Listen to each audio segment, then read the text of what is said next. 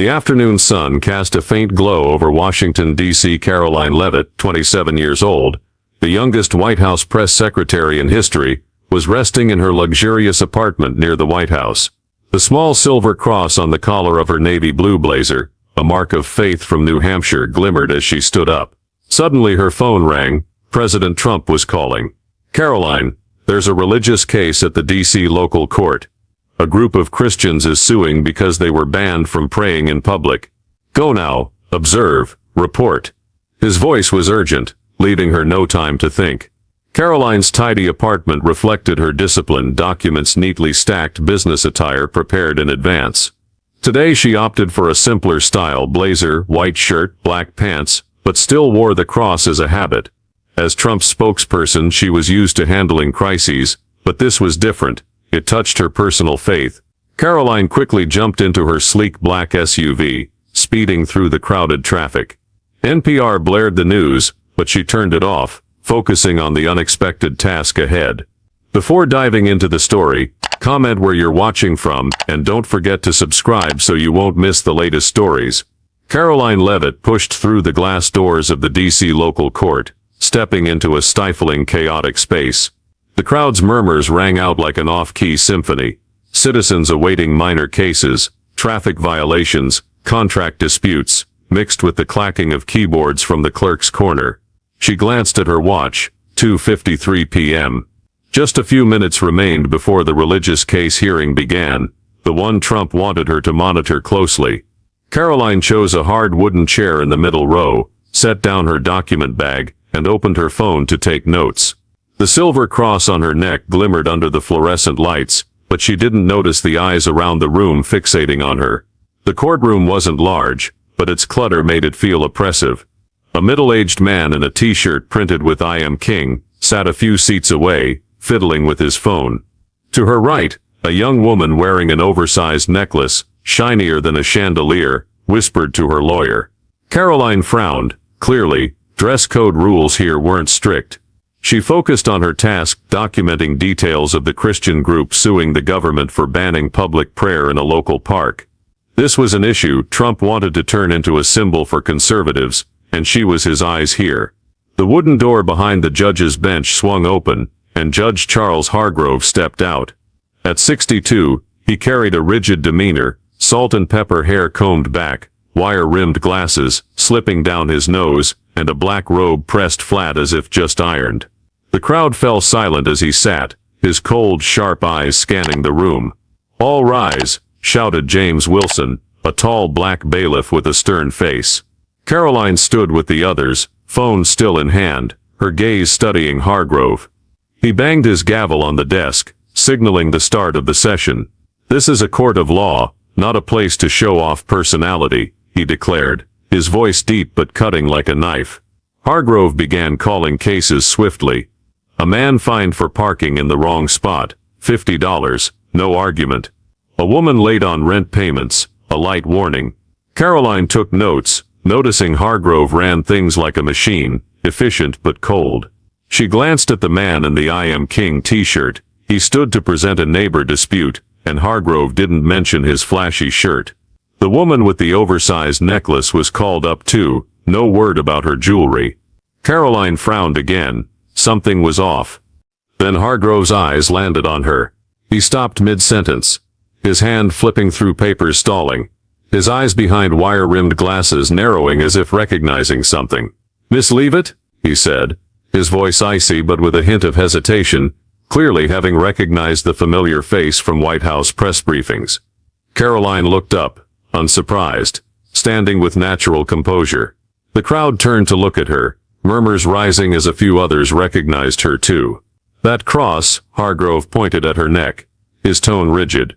"It doesn't belong here. The courtroom is a neutral place, not somewhere to display faith."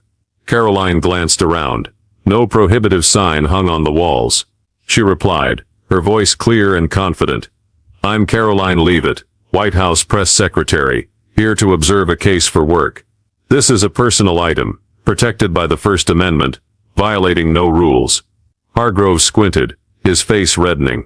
"Work? This isn't the place to wear that and cause trouble. The courtroom is neutral, not a church." He banged his gavel again, as if to emphasize his authority.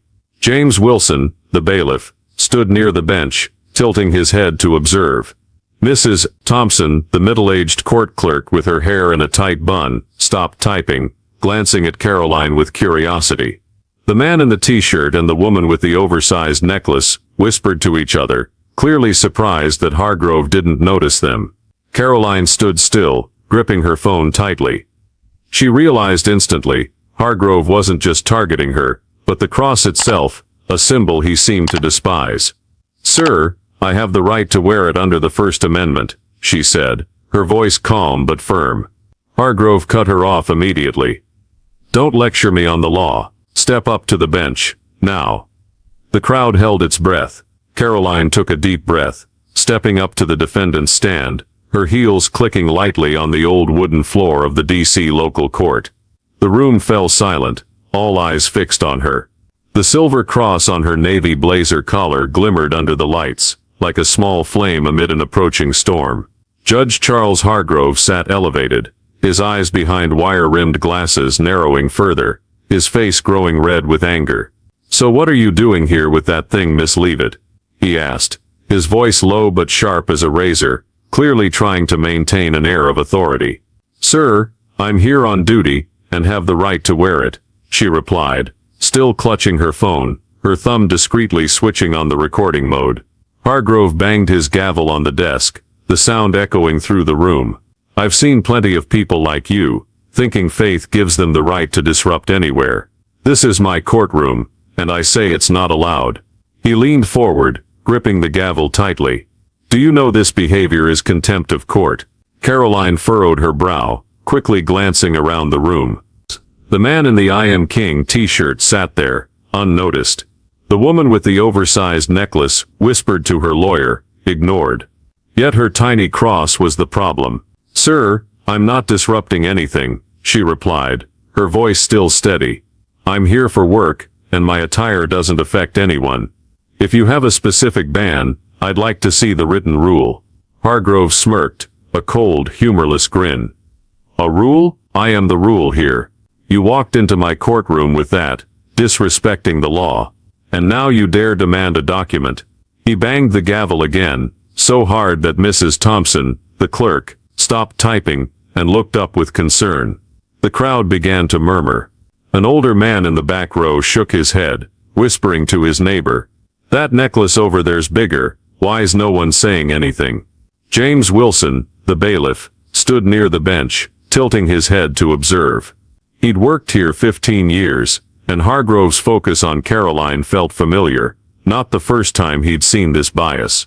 Caroline took a deep breath, knowing a direct argument wouldn't sway Hargrove. She chose the long game. "Sir, if I've broken a rule, I have the right to a clear explanation," she said, her hand subtly adjusting her phone to ensure the recording didn't stop. Hargrove sneered, clearly taking her words as a challenge. "Explanation? Here's your explanation. I'm fining you $500 for contempt of court." He banged the gavel a third time, the sound ringing like a final verdict. The crowd gasped. Mrs.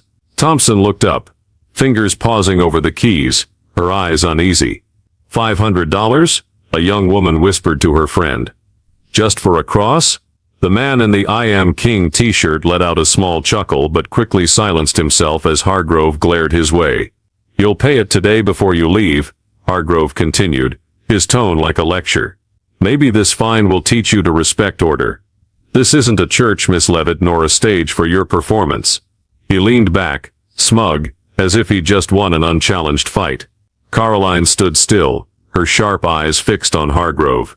"Sir, I understand your ruling," she said, her voice even but laced with resolve. "But I have the right to ask, why aren't the others in this room with printed shirts, big necklaces fined too?" Hargrove's face flushed, his hand gripping the gavel until his knuckles whitened. "Don't change the subject," he shouted. "You're the only one here bold enough to bring a religious symbol into my courtroom. That's the difference." Caroline nodded slightly, as if confirming her suspicions. She said no more, but her mind was clear. Hargrove wasn't just biased, he was targeting Christian faith deliberately. Mrs. Thompson resumed typing, but her fingers trembled. In her 12 years as Hargrove's clerk, she'd rarely seen him fined so harshly for something so trivial. James Wilson stood near the bench, arms crossed, his glance at Caroline carrying a hint of empathy. He'd watched Hargrove handle hundreds of cases, and this focus on the young woman stood apart. The crowd's whispers grew louder, some sneaking out phones despite the no filming rule. Caroline stood there, still holding her phone, her mind racing. She knew this wasn't just a fine, it was a chance to expose something bigger. "Are you done, sir?" she asked, her voice soft but cutting. Hargrove frowned, caught off guard by her composure. "Not yet," he replied. "You'll pay, and I'll move on with the session. Sit down." Caroline didn't sit. She stepped closer to the bench, resting her hand on its edge, her eyes never leaving Hargrove. "I'll pay, but we're not done here," she said, her voice low but brimming with determination. Hargrove smirked again, but this time it faltered slightly. Caroline Levitt stood firm at the defendant's stand, her gaze locked on Judge Charles Hargrove. The silver cross on her navy blazer collar gleamed like a silent challenge. Hargrove had just fined her $500 for contempt of court, his face flushed red with triumph, his hand still gripping the gavel. The crowd in the D.C. local court held its breath, the murmurs fading. Mrs. Thompson, the clerk, stopped typing, her anxious eyes darting between Caroline and Hargrove. James Wilson, the bailiff, stood with arms crossed, tilting his head as if anticipating something bigger. Hargrove broke the silence. "Did you hear me, Miss Levitt? $500 payable today. Sit down, we have other business." He banged the gavel, signaling an end. But Caroline didn't budge. She took a deep breath, placed her hand on the bench's edge, and spoke, her voice clear, calm, yet sharp as a blade. "Sir, before I sit, I need to clarify a few things for the record." Hargrove frowned, caught off guard by her steadiness. "The record? You've got no right to demand anything here," he snapped, but his voice wavered, as if sensing something coming. Caroline gave a slight smile, not taunting, but the confidence of someone in control. She pulled a small gold gleaming card from her document bag, and held it up for all to see. "I'm Caroline Levitt, White House Press Secretary, serving under President Donald Trump. But what you don't know, Judge Hargrove, is that I don't just talk well, I know the law, deeper than you might think." The crowd gasped. The man in the "I Am King" t-shirt gaped. The woman with the oversized necklace whispered to her lawyer. Hargrove froze, his hand on the gavel, stilled mid-air. "That doesn't change the fact that you broke my rules," Hargrove muttered, his voice fading. But Caroline didn't let him regain his momentum. She stepped closer to the podium, her voice echoing throughout the room. "Your rules, or your personal bias? I'm here on the president's orders to observe a religious case, a group of Christians suing for their right to pray in public. This cross," she pointed to her neck, "is my religious freedom protected by the First Amendment. You fined me for it, but do you know what the law says?" Hargrove's face reddened, trying to push back. "I don't need you teaching me the law. This is my courtroom and I decide." Caroline cut him off, her voice firmer than ever. "You're wrong, sir. The law isn't yours alone. Let me remind you of Church of Lukumi Babalu IV, City of Hialeah, 1993. The Supreme Court ruled that banning religious symbols without just cause violates the Constitution. Do you have a just cause? Or is it just because you don't like it?" The crowd fell dead silent, a few sneaking phone photos despite the rules. Hargrove opened his mouth but found no words. Mrs. Thompson held her breath, fingers hovering over the keys. James Wilson nodded slightly, eyes alight. He'd seen many cases but never a defendant flipped the script this fast. Caroline pressed on, her voice like a rehearsed speech. "You fined me $500 for contempt, but I've got proof right here in this room. That man," she pointed to the "I Am King" t-shirt wearer, "wears a printed shirt clearly against dress code, yet you said nothing." She pointed to the woman with the big necklace. "She's got flashy jewelry but you're silent. Only my cross, a Christian symbol, angered you. That's not law, sir. That's bias." Hargrove trembled, his face shifting from red to pale. You're slandering me," he stammered, his voice weak. unconvincing. Caroline didn't stop. She raised her phone. I've recorded everything from when you called me up to now. I've also texted the White House office, reporting this injustice. You want to find me? Fine. But this doesn't end here. The crowd erupted in whispers. Someone shouted, "She's right." Another clapped, quickly hushed by James Wilson. Hargrove panicked, grasping for control. "Miss Leavitt, I can withdraw the fine. No need to escalate this." He banged the gavel feebly, his voice shaky. But Caroline shook her head, her gaze unwavering. "No, sir. Withdrawing it because of who I am only proves you're more wrong. The issue isn't me, it's how you run this court. I demand you review the past 6 months' records, all fines tied to religious symbols, and I propose mandatory First Amendment training for court staff, including you." The courtroom exploded. The older man in the back stood, clapping, yelling, "That's right." A young woman whispered, "Who is she?" "Amazing, Mrs. Thompson," typed furiously, capturing every word, her eyes gleaming as if witnessing history. James Wilson smiled discreetly. He'd known she was special from the start. Hargrove slumped into his chair, face ashen, hands trembling on the gavel. He looked at Caroline, truly seeing her for the first time, not as a defendant, but as a formidable foe. "You think I'm just a spokesperson," Caroline said, her voice low but powerful. "But I've worked with President Trump through countless lawsuits, from elections to policy. I taught myself law to defend him, and now I'm using it to defend myself, and others. You just made a big mistake, Judge Hargrove." She placed her White House card on the bench, stepped back, her eyes never leaving him. Hargrove opened his mouth but said nothing. He knew he'd crossed someone not just smart, but a legal genius. The crowd erupted again, scattered applause breaking out. Mrs. Thompson typed faster than ever, as if to preserve the moment forever. James Wilson stepped closer to the bench, his eyes full of respect for Caroline. Hargrove sat there, his authority crumbling before everyone's eyes. Caroline stood still, the cross still shining, no longer just a symbol of faith, but her flag of victory. Caroline Leavitt stepped out of the D.C. local court, the late afternoon sun glinting off the silver cross on her navy blazer collar. The clock read 3:30 p.m., but the air inside had just exploded like a bomb. She paused at the glass doors, checking her phone. The recording had been sent to the White House office, along with a brief message to Trump's advisor. "Hargrove fined me for the cross, handled it. Next steps needed." She knew this wasn't just personal anymore. It was a chance for Trump and conservatives to score big. Inside the courtroom, the crowd was still buzzing. The older man in the back turned to his neighbor, voice trembling. "I've never seen anyone knock out a judge that fast." A young woman with her boyfriend whispered, "She's the White House press secretary. Incredible, Mrs. Thompson." The clerk hurriedly printed the session transcript, her hands shaky as she processed what she'd witnessed. James Wilson, the bailiff, left the courtroom, phone in hand, calling a colleague, "You've got to hear this." A young woman just silenced Hargrove. The news began leaking out, spreading like wildfire through dry grass. Caroline hadn't even reached her car when her phone buzzed wildly. A notification from X, the hashtag #CrossInCourt was trending. She opened the app and saw the first tweet from someone at the scene.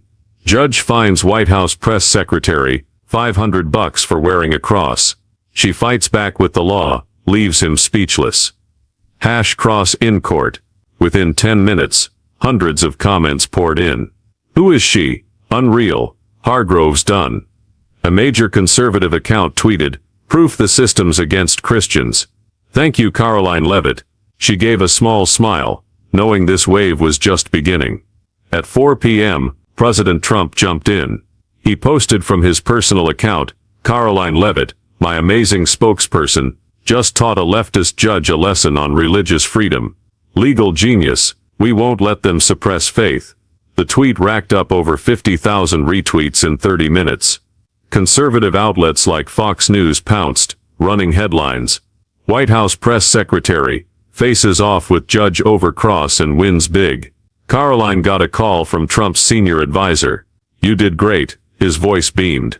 "The president wants this amplified. Prep a statement." Meanwhile, Charles Hargrove sat alone in his office behind the bench, dim light casting shadows on his pale face. His phone rang non-stop. D.C. Judicial Council, reporters, even old colleagues. He silenced it, hands trembling as he held a cold coffee mug. The clash with Caroline hadn't just humiliated him in front of the crowd. It was spreading across the city. He muttered, "She's just a young girl. How did this happen?" But deep down, he knew he'd collided with something bigger than himself. Mrs. Thompson, still at the courthouse, couldn't stay quiet. She called a friend at a local paper, voice low but firm. "I've worked with Hargrove 12 years. He always targets religious symbols, especially Christian ones. That girl today was right. I've got notes to prove it." She pulled a small notebook from her drawer, filled with entries of similar cases. People fined heavily for crosses, warned for Islamic badges, while slogan tees and flashy jewelry got a pass. She knew she was taking a risk, but after today, silence wasn't an option. James Wilson took action too. He met colleagues in the courthouse break room, recounting the event with emotion. "I counted at least 20 times Hargrove fined people for religious symbols this year. Rude t-shirts." He laughs it off. "Leave it exposed what we all knew but wouldn't say." A colleague nodded. "I'll call the press. This needs to be out there." By 5 p.m., a Channel 7 news reporter stood outside the courthouse, filming live. Today, White House Press Secretary Caroline Leavitt was fined $500 for wearing a cross in court. She fought back, and now the city's buzzing. On X, #cross in court soared past 100,000 mentions. People shared their own Hargrove stories. "He fined me $200 for a prayer badge last year. I saw him scold a mom for a cross in a divorce case." A big account posted a short video someone secretly filmed in court. Caroline holding up her White House card, her voice ringing out strong. The clip went viral, hitting 1 million views in hours. Caroline sat in her car, parked on a quiet street corner, watching the news explode. She called her husband, a low-key businessman, her voice calm but excited. "Honey, I just shut down a judge. This is about to get huge." He laughed over the phone.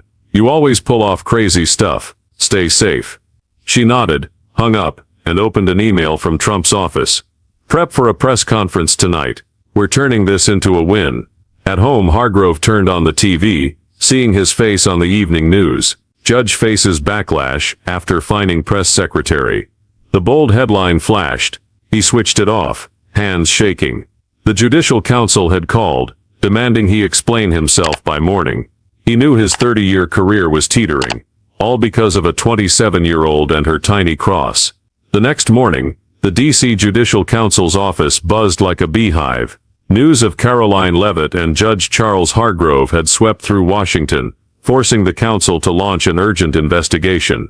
Linda Martinez, a seasoned investigator with 20 years' experience, stood before a long table, spreading out dozens of case files from Hargrove's court. Her team had been working non-stop since 6 a.m., after receiving an official complaint from the White House office, filed by Caroline last night. "We've got 48 hours to report," Linda told her team, her voice firm.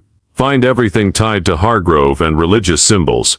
Caroline, meanwhile, sat in her White House office, prepping for tonight's press conference at Trump's command. She reviewed the courtroom recording, sending another email to his advisor. "I've got data from X, hundreds accusing Hargrove of bias. Push this hard." Her phone buzzed constantly, messages from lawyers, reporters, and supporters. A law student wrote, "You inspire me. Hargrove fined my mom for a cross once." Caroline smiled, knowing this was no longer just her fight. It had reached thousands. At the courthouse, Mrs. Thompson entered the investigation room, clutching her small notebook. "I've tracked 12 years with Hargrove," she told Linda, her voice shaky but resolute. "He always targeted religious symbols, crosses, hijabs, anything stand out. But crude shirts or loud jewelry, he let them slide." Linda flipped through the notebook, spotting dozens of cases. September 14th, 2024, man with cross, fined $300 for disruption. October 20th, 2024, Muslim woman with hijab, fined $200 for inappropriateness. Linda frowned.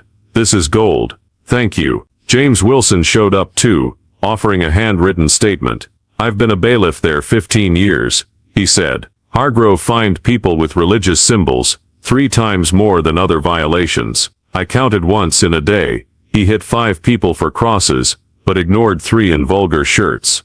Linda jotted notes fast, her team cross-checking with official records. The data soon emerged. Over the past year, 70% of religious symbol fines targeted Christians, averaging $250, double the penalty for other dress code breaches. Charles Hargrove, meanwhile, sat in his home office, facing the council via Zoom. "I didn't mean to be biased," he said, his voice weak, hands cradling his head. Linda presented the data. "Mr. Hargrove, records show you fined people wearing crosses 80% more harshly than similar violations. How do you explain that?"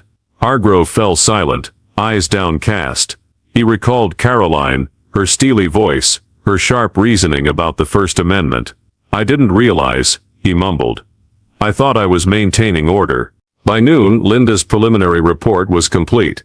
"This isn't just Hargrove," she told the council. "We found 3 other D.C. judges with similar tendencies, though milder.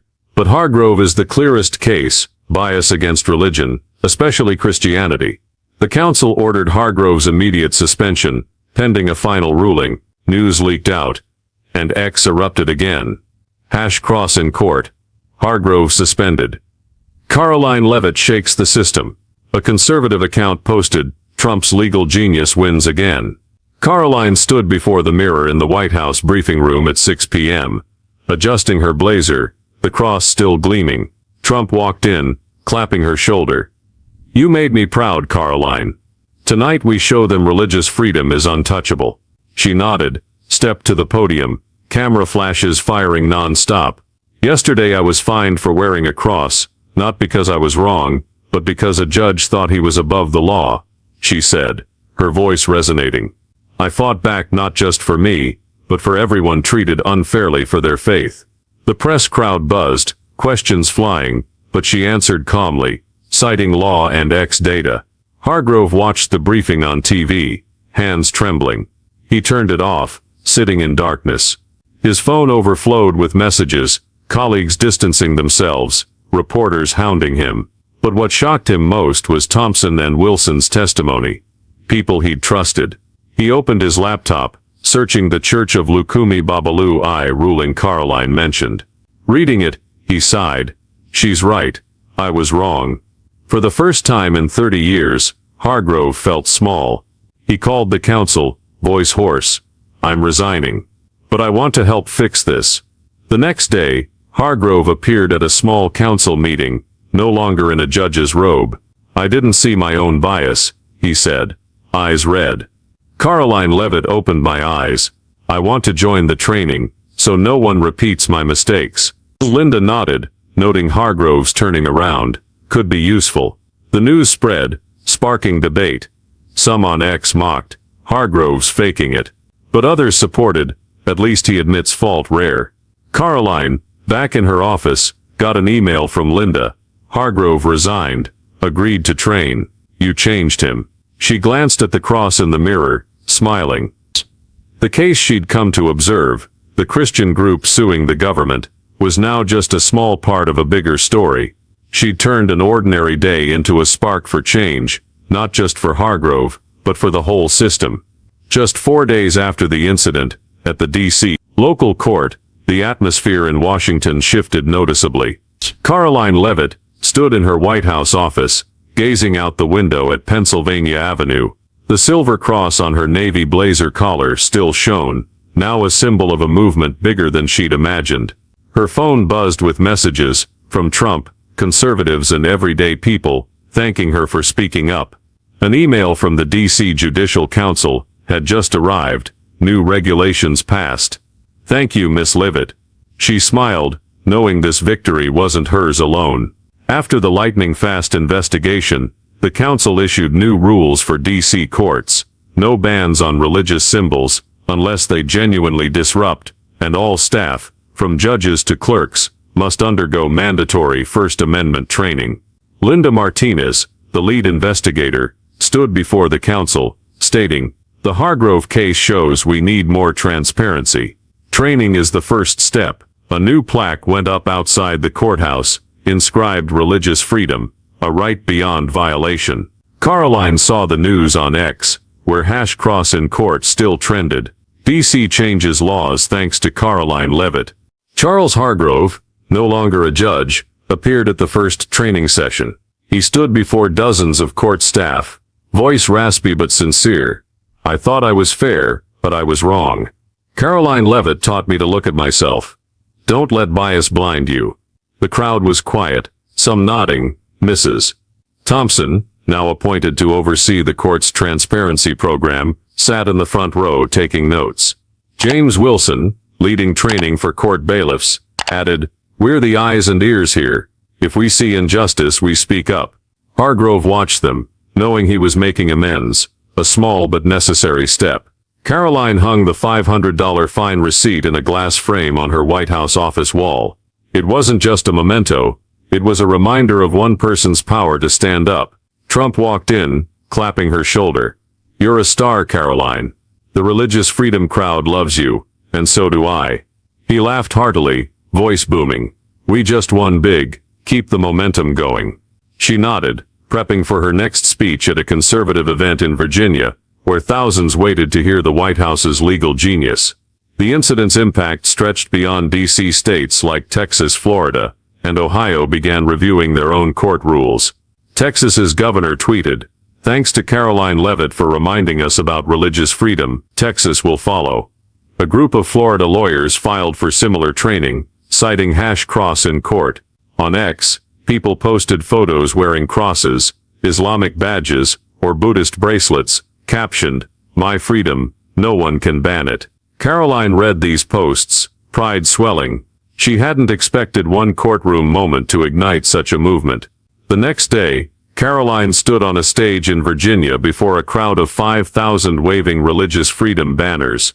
"That day, I just wanted to do my job," she said, voice carrying over the speakers. "But when a judge fined me for my faith, I couldn't stay silent. This isn't just my win, it's ours." The crowd roared with applause, some shouting, "Caroline for president." She smiled, waving camera flashes popping. The cross gleaming on her neck became a viral image across social media, dubbed by the press as the symbol of resilience. Back in D.C., Mrs. Thompson oversaw new record-keeping, every fine now detailed and checked monthly for bias. James Wilson trained young bailiffs, stressing, "Don't be afraid to speak out. Levitt did, and so must we." One evening, Caroline got a letter from Linda Martinez. "You didn't just change Hargrove, you changed the system. Thank you." She set it down, eyeing the framed fine receipt, reflecting on the journey from one unexpected day to this wave of reform. Trump called at 9 p.m. "Caroline, you're my gold," he said. "The opposition's panicking, and we're winning. Rest up more tomorrow." She laughed. "Thank you, Mr. President. I'm ready." Hanging up, she sat, touching the cross. From a small accessory, it now lit the path she walked, not just for her but for millions. 3 months later, Caroline Levitt stood at the White House podium, camera flashes firing non-stop.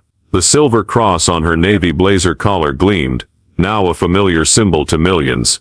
Before her were reporters, TikTokers, and religious community reps, all waiting to hear her speak on religious freedom. 3 months ago, "I just wanted to do my job," she began, voice echoing.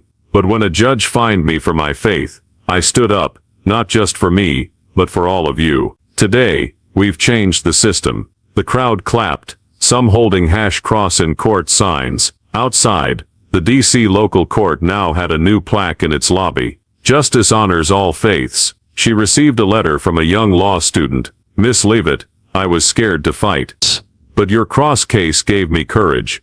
I'm starting a free clinic for people discriminated against for faith. Thank you." Caroline read it before her mirror that night, smiling, knowing she'd inspired the next generation. Charles Hargrove, now a volunteer instructor, stood before a training class saying, "I was wrong once. Levitt taught me justice has no room for bias." Mrs. Thompson and James Wilson kept monitoring, ensuring court transparency. Trump called her, "Caroline, You're my warrior. Keep it up." She nodded over the phone, feeling a greater duty than ever. Caroline stepped onto the White House balcony, gazing at D.C. under the sunset. The cross in her hand wasn't just a keepsake. It was the flame she'd ignited, spreading from a small courtroom across America. "Freedom doesn't come free," she whispered. "It takes fighters." A message arrived. The Judicial Council wanted her to lead a national reform commission. She smiled, ready for the next challenge. From one unexpected day, she'd reshaped laws, inspired others, and proved one person, one belief can shake the world.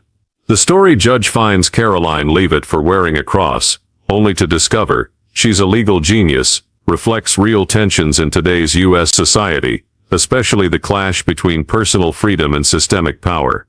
In the current climate, debates over religious liberty, judicial bias, and social media's sway are commonplace. Caroline's fining, by Judge Hargrove for her cross, mirrors how some public officials impose personal views on the law, a pattern Americans see in lawsuits over religious symbols at schools or public spaces. Her counterattack, grounded in the First Amendment and the Church of Lukumi Babalu I precedent, reminds us the Constitution remains a strong shield for freedom, even against injustice. The hash cross in court hashtag, exploding on X, and Trump's backing show the power of social media and political leadership in amplifying individual voices, a trend widespread in 2025 America. The lesson isn't just to stand against wrong, it's how to use knowledge, community, and tech to drive change. Caroline didn't just argue with Hargrove, she recorded, cited law, and rallied a network from the White House to the public. This teaches us in modern America, where power can be misused, you need evidence like her recording, know your rights through legal arguments, and harness public support. Hargrove's shift from oppressor to reformer also shows dialogue and pressure can turn foes into allies. Be patient yet resolute, like Caroline framing her fine receipt as a symbol, because a small act today can transform the system tomorrow.